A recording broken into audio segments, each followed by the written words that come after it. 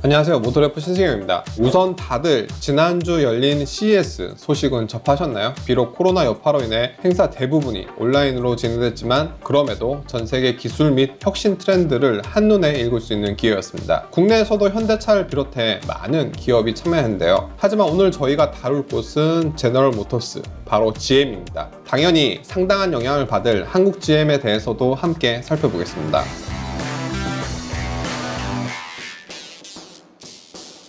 우선 GM은 지난해에 이어 올해도 메리 바라 회장이 CES 기조연설자로 직접 나섰는데요. 다른 브랜드처럼 신형 전기차나 자율주행 신기술을 공개하는 데 그치지 않고 새로운 시대에 대한 청사진을 제시하고 나섰습니다. 덩치만 큰 공룡으로 머지않아 멸종될 것이라는 비판을 깨고 2022년 한 해 대대적인 혁신을 예고한 GM의 비전은 어떤 것들이 있을까요? 사실 많은 완성차 업체들이 이제는 자동차 제조사에서 플랫폼 혁신 기업으로 전환을 꾀하고 있습니다. GM의 경우 여기서 한 발 더 나갔는데요. 자동차를 넘어 철도와 선박, 그리고 항공 및 우주 산업까지 영역을 확장하겠다고 밝혔습니다. 이미 CES 발표 이전에 여러 기업들과 손을 잡고 상당 부분 진척을 이뤘더라고요. 미국 기관차 제조업체인 웹텍과는 철도용 얼티엄 배터리와 하이드로텍 수소연료 전지 솔루션 사업을 확장합니다. 리브 헤어 에어로스페이스와는 항공기용 수소연료 전지 시스템과 차세대 비행 모빌리티 개발에 박차를 가합니다. 실제로 이번 CES에서도 자율주행 수직 이착륙 VTOL 콘셉트를 공개하면서 항공 분야에서 보다 공격적인 행보를 예고했습니다. 이뿐만이 아니라 최근 전기 보트 모터 제작사인 퓨어워터 크래프트 지분 25%를 인수하고 선박 분야에도 진출을 했는데요. 이외에 로키드 마틴과 나사의 아르테미스 프로젝트에 참여해 달 탐사용 전기차를 만들고 있습니다. 본업인 자동차에서는 2040년까지 교통사고 제로, 탄소 배출 제로, 교통 체증 제로 등을 달성하겠다는 이른바 트리플 제로 비전을 제시했습니다. 이를 위해 오는 2025년까지 전기차 및 자율주행 부문에 무려 41조 원을 투자하고 30여 종 이상의 신형 전기차를 선보일 계획입니다. 특히 미국에서는 생산 공장을 비롯한 모든 사업장 내 전력을 100% 재생에너지로 공급할 예정이라고 하는데요. 이어 2030년까지 차량 내 부품 50%를 재활용 소재로 제작하고 연매출 2배와 영업이익 확대 계획 등도 함께 발표했습니다. 물론 단순히 말만 하는 거라면 누구나 할 수 있겠죠. 그런데 GM은 다 계획이 있더라고요. 앞서 2020년 공개한 차세대 모듈형 얼티엄 플랫폼을 기반으로 한 신형 전기차들이 이제 쏟아집니다. 향후 GM의 모든 전기차는 이 얼티엄 플랫폼을 기반으로 제작되는데요. 이 차량에는 LG 에너지 솔루션과 함께 개발한 얼티엄 배터리가 탑재됩니다. 구체적으로 GMC 허머와 시에라를 비롯해 쉐보레 실버라도, 이코넉스, 블레이저 등 다양한 전기차가 글로벌 시장에 투입됩니다. 캐딜락 브랜드는 리리카, 셀라스틱 등을 앞세워 고급 전기차 시장도 본격적으로 노크를 하고요.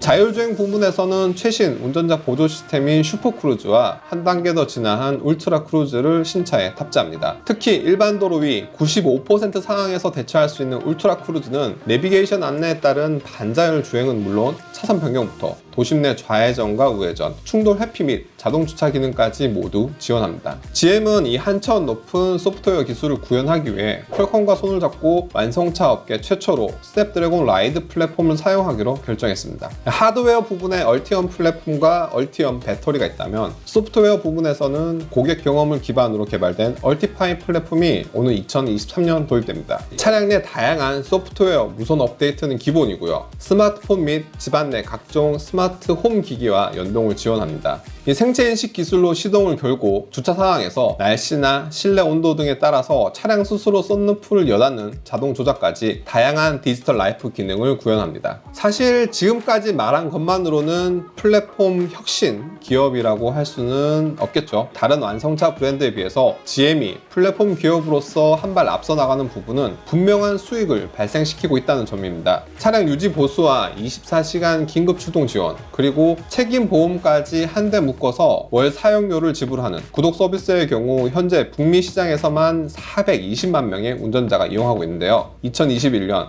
작년 한 해 해당 서비스의 수익은 2조 3,600억 원을 돌파할 전망입니다. 여기에 앞서 언급한 소프트웨어 플랫폼 얼티파이 등을 결합하면 오는 2030년 연간 30조 원의 수익 창출이 기대되고 있습니다. 북미 6만여 개 충전소와 연계된 전기차 충전 및 결제 서비스인 얼티엄 차지 360은 꾸준한 투자를 통해 공격적인 네트워크 확장에 나서고 있습니다. 단순히 충전 및 결제 서비스만 제공하는 것이 아니라 GM의 차량 관리 솔루션인 온스타 인사이트나 차량 및 자산 관리 플랫폼 브라이트 드롭 등과 연동하여서 한천 높은 복합 모빌리티 서비스를 제공할 계획인데요. 그렇다면 이 같은 비전이 한국 GM과 GM 테크니컬 센터 코리아에는 어떤 영향을 미칠까요? 한국에서 전기차를 생산하지 않기 때문에 GM 본사의 미래 전략에서 한국은 제외됐다는 이야기는 정말 사실일까요?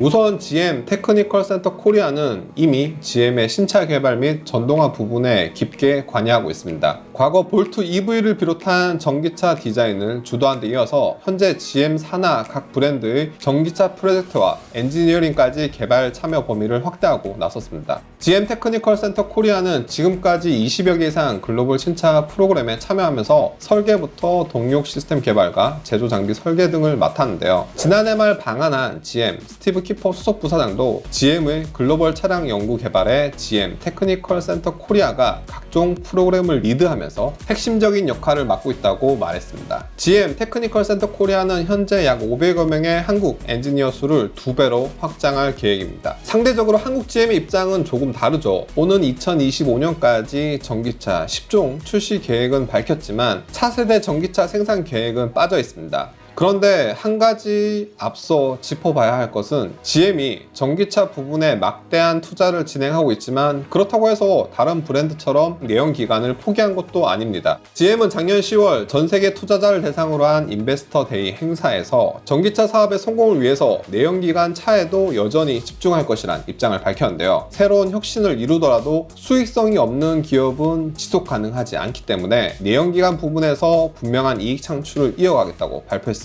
GM 마크 로이스 사장은 당시 탄소 배출 제로 비전을 위해서 내연기관을 당장 멈추지는 않을 것이라면서 오히려 내연기관 차량에 대한 개선을 지속할 것이라 말했습니다. 그는 내연기관 역시 많은 기술적 진보를 통해서 한층 새로워지고 있다고 지적했는데요. 이에 따라서 한국 GM은 우선 GM의 미국 내 사업이 전기차로 전환되는 과정에서 징검다리 역할을 맡게 될 전망입니다. 실제로 한국 GM이 생산하는 트레일 블레이저 같은 경우에는 국내 시장에서는 다소 부진하지만 연 15만 대 이상 수출되면서 미국을 비롯한 글로벌 시장에서 눈에 띄는 활약을 펼쳤습니다. 오는 2023년 예고된 차세대 CUV 출시를 위해 도장 공장 신축과 대규모 설비 개설 등도 그 일환이라고 할 수 있겠습니다. GM 스티브 키퍼 수석 부사장도 한국 사업장은 뛰어난 상품성을 가진 글로벌 차량 개발 및 생산 역량을 이미 증명했다라면서 현재 준비하고 있는 차세대 CUV에 거는 기대가 매우 크다고 밝혔습니다. 문제는 그 다음이겠죠. GM의 미래 비전과 글로벌 전략은 끊임없이 바뀌고 있습니다. 다음에는 급변하는 GM의 행보 속에 한국 GM이